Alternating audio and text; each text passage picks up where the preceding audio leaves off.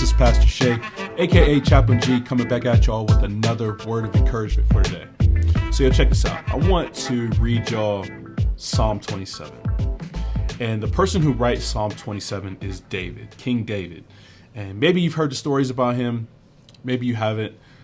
King David was a person who knew what it was like to live his life in a way where he had to overcome fear.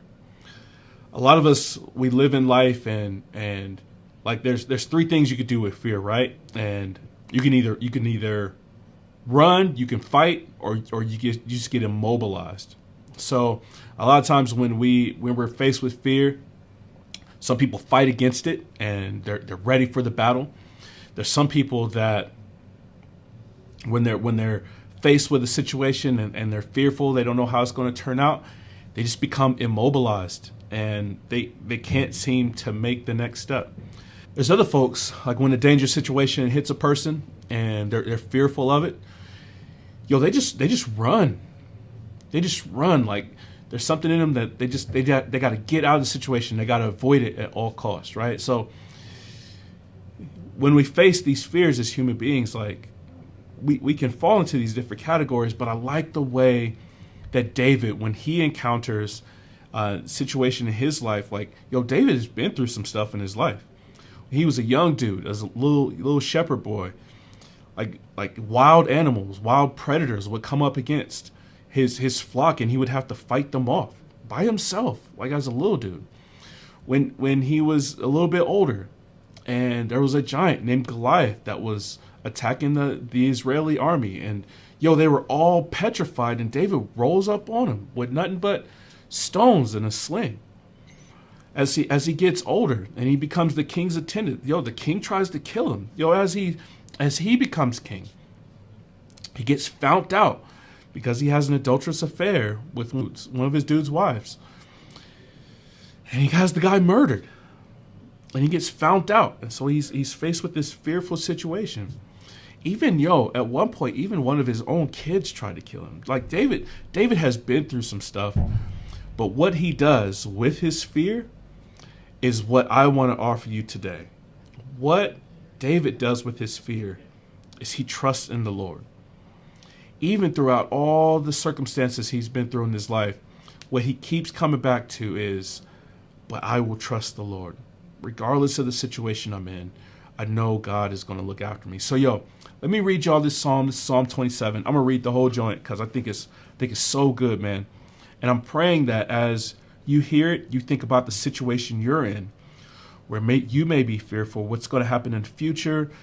Relationships may not be going well. Job opportunities, money might be running short. People might be after you. Whatever it is, addictions, whatever you got on your list, man. Whatever thing is happening in your life that's causing this fear, I pray that you hear David's words and in a way that you can follow David's example on relying on the Lord in your situation. So Psalm 27, check this out. The Lord is my light and my salvation. Whom shall I fear? The Lord is the stronghold of my life. Of whom shall I be afraid? When evildoers assail me to eat up my flesh, my adversaries and foes, it is they who stumble and fall. Though an army encamp against me, my heart shall not fear. Though war arise against me, yet I will be confident. One thing I have asked of the Lord, that I will seek after, that I may dwell in the house of the Lord all the days of my life, to gaze upon the beauty of the Lord and to inquire in his temple. For he will hide me in his shelter in the day of trouble. He will conceal me under the cover of his tent. He will lift me up high upon a rock. And now my head shall be lifted up above my enemies all around me, and I will offer in his tent sacrifices with shouts of joy. I will sing and make melody to the Lord. Hear, O Lord, when I cry aloud.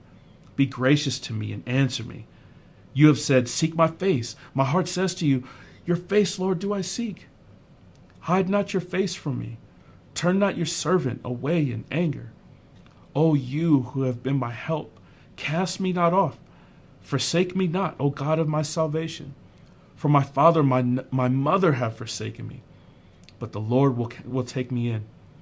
Teach me your way, O Lord, and lead me on a level path because of my enemies. Give me not up to the will of my adversaries, for false witnesses have arisen against me, and they breathe out violence.